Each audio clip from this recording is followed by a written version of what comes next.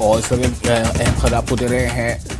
जम्मू श्रीनगर कौमी शाहराह पर लैंडस्लाइड हुई है। शाहराह पर सफर न करने की हिदायत जारी की गई है। जम्मू श्रीनगर जो कौमी शाहराह है वहां पर लैंडस्लाइडिंग हुई है और इसलिए उस शाहराह पर अभी सफर करने की हिदायत नहीं दी गई है, बल्कि सफर न करने की हिदायत की है।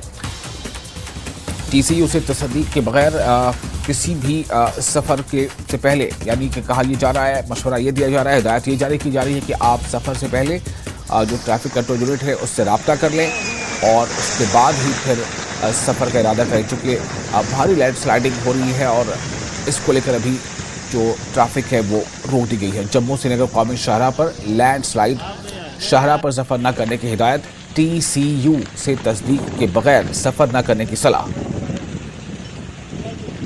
आ जाए।